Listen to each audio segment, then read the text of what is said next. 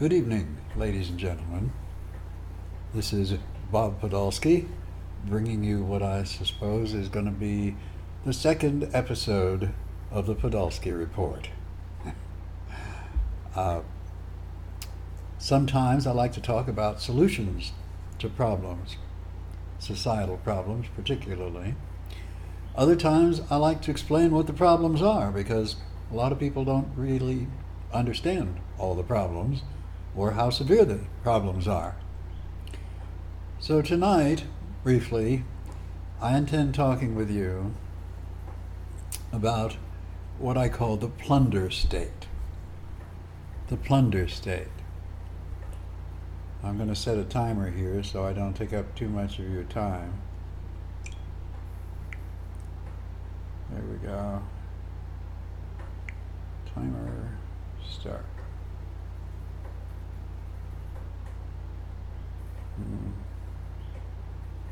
Stopwatch, here we go. Okay, so my apologies for the interruption. Plunder. What is plunder? What do I mean by plunder? I've had people tell me they don't like the word. Well, it's a very apt word. It means to acquire resources of one kind or another, usually wealth in some form, through violence or the threat of violence to another person. Coercion and literal violence. This is what bandits have done historically. They stop people at random, threaten them with violence, and take their valuables. And some of them, who are more sadistic, will then go ahead and physically harm the people that they're robbing. Some even killing them. There are people who do that. Some muggers, so-called, do that. So there's all of that violence. And when the violence is threatened or enacted in order to coerce someone into giving something up, like, oh, your money or your life. Okay, well, okay, I'll go with life, I think. Maybe. I'll think about, oh well, okay. Whatever. Plunder. I think that to call the United States a plunder state is more apt than a police state. I want to go into some explanation, because my objective in this little talk this evening is to convince you that you're much worse off than you think. You've been fooled into settling for so little of what you are capable of that you've no idea. So we'll get into the details. But for starting, there are three groups of people responsible for the plunder across much of the world, let alone the United States. Three groups.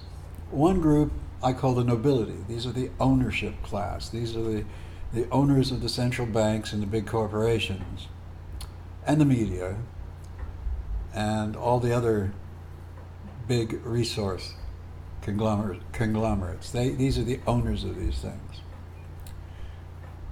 Those are the nobility. We don't often have direct contact with them, but we know they're there. So then, the second group I call the plunderers, and this is the political class, and all of the people embroiled in that, including all the lobbyists and all of the people who are on the staffs of the politicians and lobbyists, all of the people feeding off the infrastructure of government. These are the plunderers. And they include, of course, the legislators. And finally, we have the enforcers. And the enforcers are the court systems and all of their components, and the cops, and the military. These are the people who have weapons and who destroy or threaten to destroy other people in order to acquire their resources. Every war has been fought for this reason, the acquisition of someone else's resources. That's the only justification for war, if you can call it that. I don't think it justifies war. It certainly doesn't justify it morally. But that is the motivation and the power. People who insist on being in power are people who down deep feel really powerless. And they're constantly having to improve what they perceive to be their power. It's illusory at best, but that's the way they are.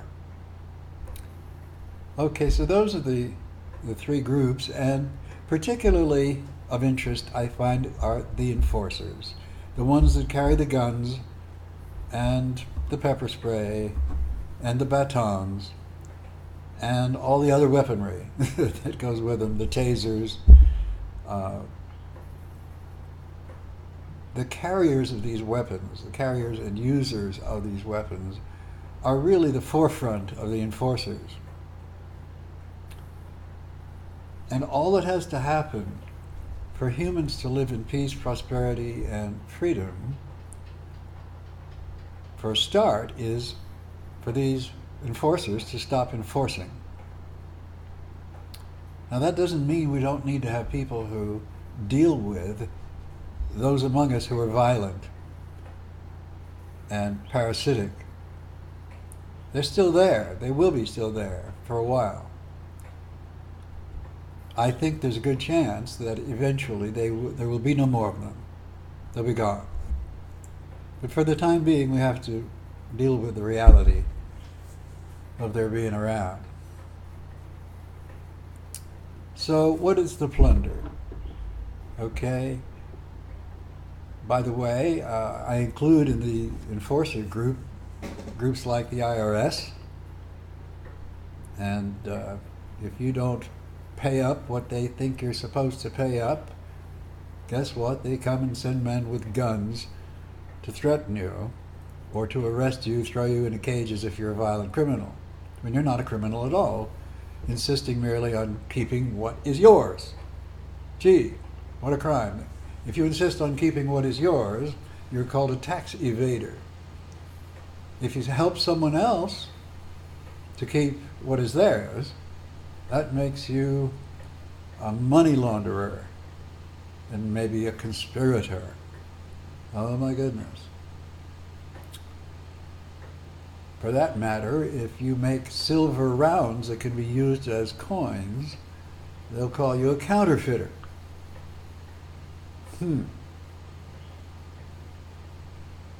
They accuse others of doing all the things they're actually doing, counterfeiting and so forth.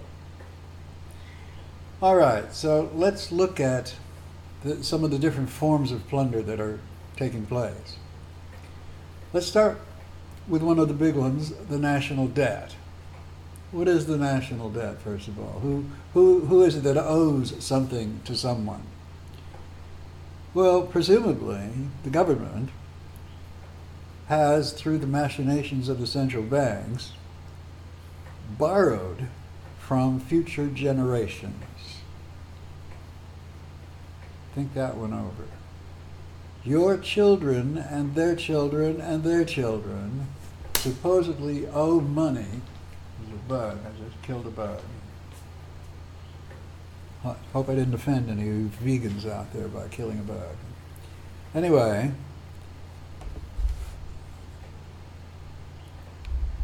the national debt. Presumably, the public, so-called, owes it to the central banks. They created it out of nothing, of course, but still they want to collect interest on this phony money they've created. They're the counterfeiters, by the way. They're the real criminals. Anyway, so how much national debt do we have now? Well, to explain that, I want to make a picture in your mind. First of all, imagine I have a bundle of $100 bills here in my hand. Maybe it's 10,000 bucks. And now I'm going to put it down on a pallet, standard pallet, 4 feet by 4 feet, and I'm going to stack enough of them sideways and forwards to cover the floor of that wooden pallet, 16 square feet of $100 bills. And now I'm going to make another layer just like that on top of that one and keep piling them up until it's 4 feet high. So now I've got a cube 4 feet on a side of $100 bills. Now imagine having a whole lot of pallets like that, edge to edge, in a big rectangle, the size of the basement of the Empire State Building. And now imagine piling layer on layer on layer of pallet until it's as tall as the Empire State Building. So the foundation is basically the size of a city block, and it's as tall as the Empire State Building, and it's comprised entirely of $100 bills. That is approximately what $1 trillion looks like, if you could print it and pile it up. Now imagine a national debt comprised of 21 of those stacks. 21 of those block-sized stacks in a row. That's the national debt. Whew, that is a lot. The mind can barely conceive of numbers that big. But that's just a little piece of the puzzle. It's just a little piece of the plunder. Admittedly, one of the bigger pieces, yes. But let's talk now about military fraud. Back in the year 2001, some members of officialdom noticed that the military, the Pentagon, had misplaced some money. $2.3 trillion had gone missing. Gee, that's 2.3 of those big stacks gone missing. So they set up a group of forensic accountants to look into what had happened, where'd the money go. And they installed this group in the Pentagon. And in 2001, on September 11th, when the Pentagon was attacked, the thing that hit the Pentagon hit precisely the offices of that accounting office,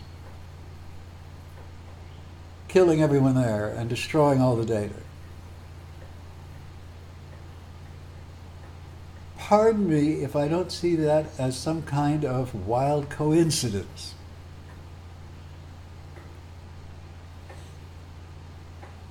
There were also things that some people would find better left unfound in Building 7 that collapsed that same day. Lots of data got destroyed. Telling stuff. Government agencies having secrets that just disappeared in that collapse. Wow. Okay. Military fraud, 2.3 trillion, at least. Let's talk about taxation. Let's just start with the income tax. Well, there are really three kinds of taxes that we face. Direct taxes, sales taxes, and so forth, tariffs that we wind up paying for. Indirect taxes, this is where the tax is paid to the government by some manufacturer or importer, and then they pass the price on to us consumers. That's an indirect tax. And then there's inflation. You add those up and we're talking about 50% at least 50% of the gross national product. That figure would come to about $9.3 trillion per year. So what are we up to? 21 and 9 is 31, $33 trillion. Now make no mistake, inflation is a tax. I was made to understand this by Ed Griffin and the wonderful recording he did of a speech he gave called The Creature from Jekyll Island, the formation and the nature of the Federal Reserve. Wonderful speech. You can get hold of it online. So I figured out, all right, inflation, what does that come to? Well, my father came to the United States in 1913, the year that the income tax began, the year the Federal Reserve got started. And he told me about, as a young employee in California, the lunches, the wonderful lunches that he used to look forward to eating. He described a lunch with a bun the size of a dinner plate when laid open, covered with a pile of ham. Wonderful lunch.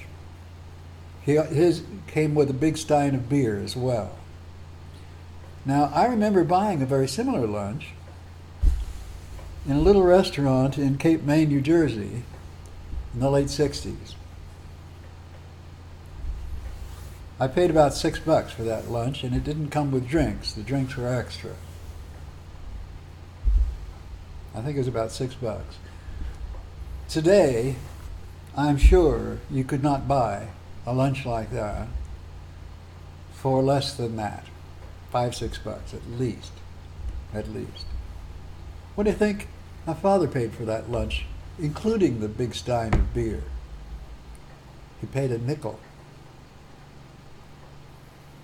He paid less than 1% of what you pay for that meal now. What this says to me is that since then, the plunderers have taken away from the public 99% of the resources, the wealth, the productivity, and the creativity. 99% of what we, the public, creates and produces is plundered, stolen from us in one form or another. That's the core of my thesis tonight. That we are literally operating on only 1% of what we could be having. Now, it doesn't stop at that. For example, one of the things that goes on and has been going on for just as long as inflation is licensure. A third of the jobs in the U.S. today require a license. Every job requiring a license is controlled by a cartel. Cartel is simply a shared monopoly that gets the government to enforce its rules. So if you need a license for something, basically the government has stolen your freedom, stolen your right to do what the fuck you want, stolen it from you and then sold it back to you in the form of a license. Of course, they convince you that it's for your own good, it's for the protection of the public. And if you believe that, I've got a bridge I'd like to sell you in Brooklyn. Yeah. They lie. It's another form of plunder. Now, if you get in trouble with these guys, they've got a place for you. They call it a prison. The prison industry has grown and grown and grown and grown exponentially. It's huge now. It is estimated, and by the way, I have links in article below where I explain where I got these numbers. But it's estimated that prisons and jails cost the public somewhere around $1 trillion a year. Half of it is paid for by the taxpayers, and half of it by the inmates and their families. Think about that. Wow. Okay. Oh, and then in the federal prisons, naturally you have a percentage, it's actually about 12.5% of the prisoners actually did something that would harm someone else. These are real crimes that people were being penalized for, being in prison. But for every one of those people, there are 6.5 other people in the prison that never harmed anyone. The victimless crime prisoners. More plunder. If you're a peaceful person, you've never harmed anyone, you don't go around harming people or damaging them or stealing their property or what have you, you got no business being in prison. People should leave you alone. I claim you're entitled to that, to be left alone. But there are people who won't leave you alone, and if you're doing something that some politician disapproves of, by golly, you could be thrown in a cage and be part of that victimhood that costs $1 trillion a year. Then there's fines and forfeitures. That's still more plunder. Top of that list is civil asset forfeiture. I'm sure most of you have heard of that. That amounts to $4.5 billion a year. Now, mind you, burglars of various kinds only stole $3.9 billion last year. But the police in various places stole $4.5 billion. And you understand that when your money's taken that way, chances of your ever getting it back are very slim. But you don't have to be charged with anything. This is money taken from you because some cop, and by the way, police have less than average intelligence, I can prove that. Some cop felt suspicion looking at your fancy car or your signet ring or something about you, said victim, and he went after you. Oh, well, I suspect you of blah, blah, blah. So I'm going to take all your cash and your car, and I can even go after your house or your bank account. What do you know? Civil asset forfeiture. And then there's things like traffic tickets. Did you know that speeding is not a crime? And yet, in the United States alone, cops issue 112,000 speeding tickets every day. Yeah. And the average speeding ticket costs the poor sucker that pays for it, on average, $150. Wow, that's another $6.23 billion a year plundered from you and me. So, to add it all up, I'm going to bring this to a close here. The ruling classes, the plunder classes, have stolen and continue to steal vast amounts of financial wealth from the rest of us. And they steal plenty enough to control us. In other words, they can afford to control the media. They can afford to control the movies that are made. They can afford to control what the professors in universities say. They can afford to have the history books written to favor their policies. All the above. They can afford to run the public schools just the way they want. They want students to be obedient, servile, and not really think for themselves. That's what they want. And they're getting it. That's the sad part. They're getting it. Between the war on drugs, the war on terror, and the modern police state, the rulers have managed to legalize their whole system of plunder, which makes it very difficult to resist meaningfully. If you will, I started out this talk by talking about bandits, how they stop people and hold them up. The bandits have taken over the world, pal. Literally. They found out that the sheriff who used to arrest them could be overcome, and they went in the town and set up their own sheriff. And then they had their own judges and their own legislators. And they ran the mafia and the government and the United Nations. Guess what? They've come a long way towards taking over the whole friggin' world.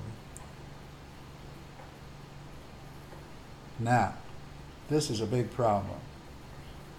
This is a big, big problem. Some of these guys actually want a World War III.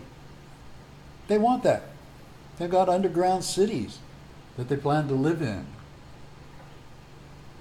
I can't prove that one, but I have seen some pictures that I believe are typical.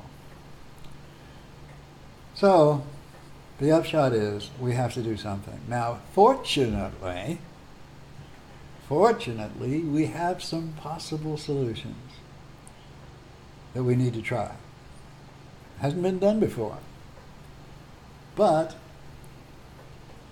we've laid the groundwork. We know how to form ethical societies. We know how to have organizations that operate ethically.